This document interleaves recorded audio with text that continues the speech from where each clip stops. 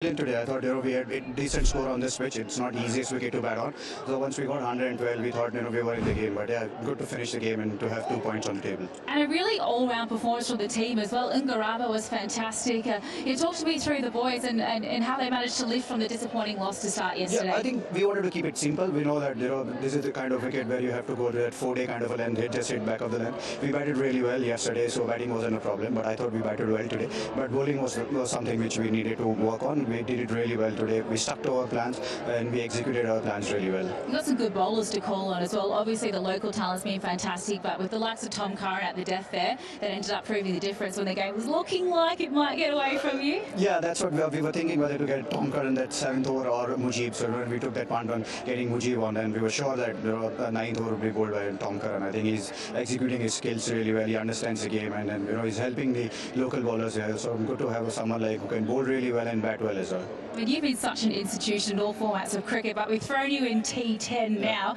What is it like to try and captain cricket's fastest format? It's got to be a bit chaotic out there. How do you keep focused? Yeah, it is a bit difficult. You have to be prepared. You have to know which bowler is going to bowl at this which point of time. As you rightly said, it's very fast. You have to take your decisions right there and then. But everything has to be done behind the scene because you cannot just take those decisions right there. So you have to be focused and relaxed at most of the time. And how about the fact that even though it is cricket's fastest format, it doesn't mean that it's any less energetic to get up for a game. Like the amount of energy and passion that has to go into those 10 overs, it's not easy, is it? Absolutely not easy, and especially for someone like us who's not played that much of cricket, but to play 2 games in a day, it's not easy, and the intensity is right up there, though it is only 10 overs, but you have to be on top of your game, and your intensity, if it loses a bit, you lose a game here, because it's just 10 overs, and the margin of error is only about 1 over in each inning. Well, rightly so. We will be seeing you in our 3rd match of the night, so I will let you go. Congratulations. The Cape Town South Army, they get their first win of the tournament, victorious by 15 runs today. Yeah, thanks a lot, Erin. Not long now for match 5. Durban Qalandars up against the JOBURG Buffaloes. And we're going to take a quick break, and on the other side will be the live action.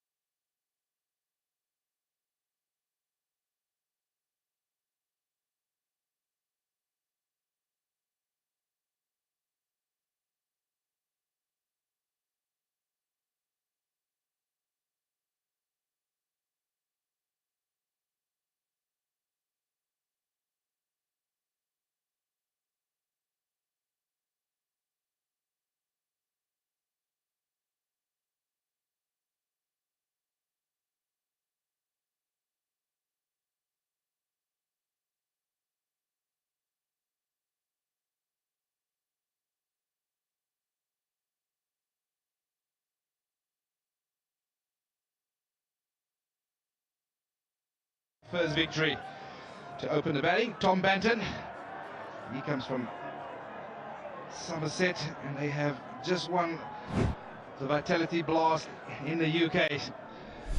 And his opening partner in crime, also from Somerset, Will Smeet. So they'll come in with a lot of confidence, having just won that Vitality Blast.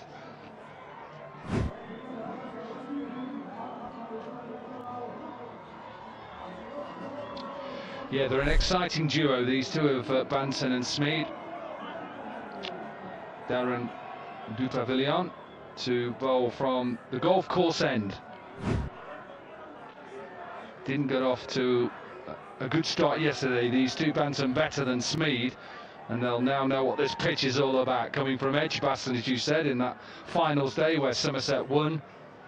Onto a pitch here, just takes a little bit of getting used to. Right, we're all set and ready, match 5. Well, that's a real good start from Darren du Pavillon. Yeah, I mean, intrigued to see that these bowlers that would have had their first day out yesterday on this particular surface, what they would have learned, and can they come back today and execute a lot better. Like you said, wasn't a perfect day out for him yesterday, Darren, but he'd like to improve today. And we've seen that early on with the seamers. There's just a little bit in the surface of that new ball. I know you can't really have a slip, but I'm always keen.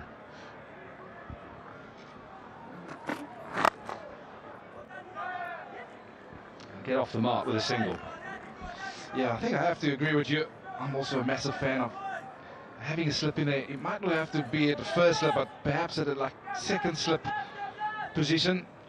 Because we have seen, especially with the first 2 overs, there has been a bit of swing about. I have to say, this particular surface today, yesterday's one was a little bit low and slow at the start, but there's a little bit more pace in carry in this particular surface. So there is something to work with for the seamers.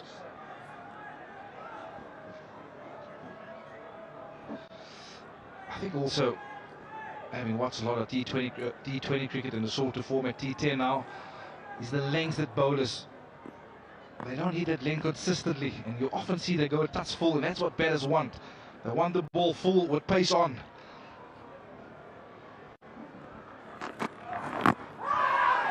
Oh, full.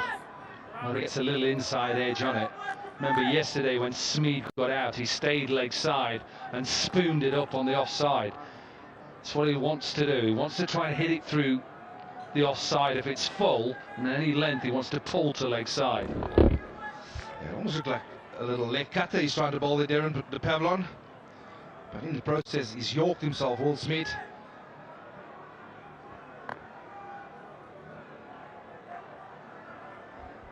Decent start, though, for the bowler.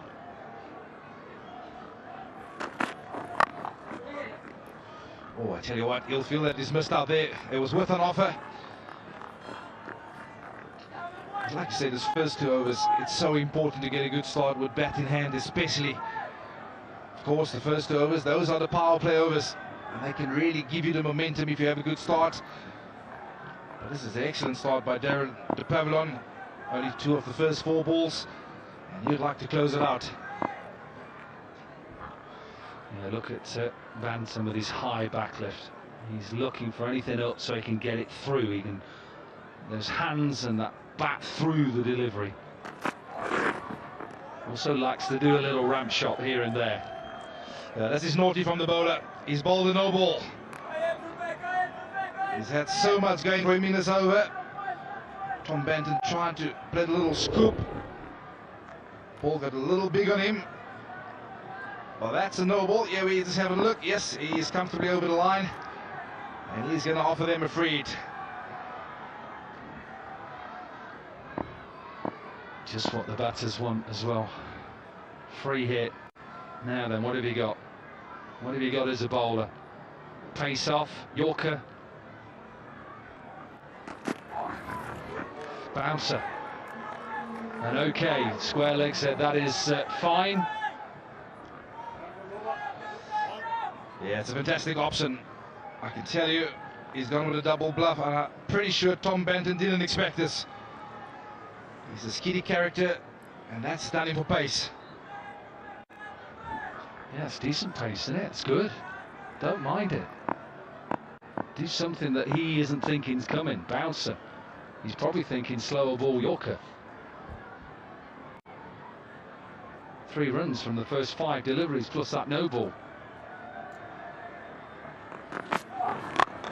Slow ball to finish, excellent start. End of the first over, 4 without loss.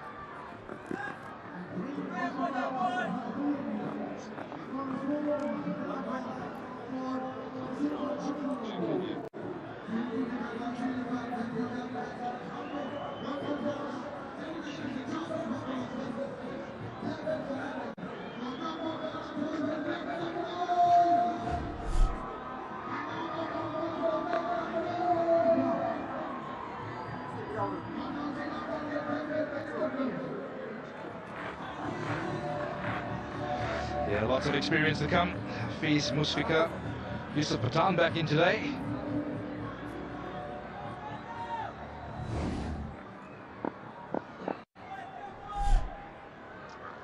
Brad Evans, ball from the city end.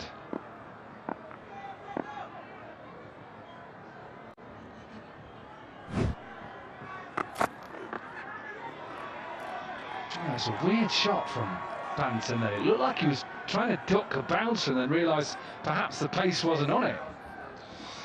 Yeah, I had a chat to a couple of the batsmen and they said yesterday in this twilight period how difficult it is to pick up the length of the surface.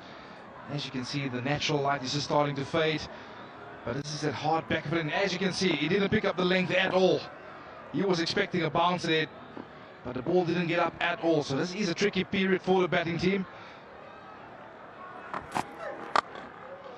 That's his shot. Once he gets a little bit of width and he can get his hands through the ball with that back lift, he can get it up and over the infield boundary. Yeah, he's a strong lad, he's Tom Banton, and if you're going to pitch it up to him and you're going to afford him a bit of width, he's going to let that hands go. But again, he gets himself into a good position. Yes, there was a bit of swing on offer. Just allow the ball to come onto him. Beautiful shot over the extra cover. Just goes across. He's a really good player. Goes across on the offside, realising perhaps Evans will go straighter. And he just clips it back-to-back boundaries. Yeah, he was forced straighter by the previous shot over the extra cover. This occasion, as you can see, he's gone straight at the stumps. A little semi to the offside. Just created himself to whoop it over the leg side for 4.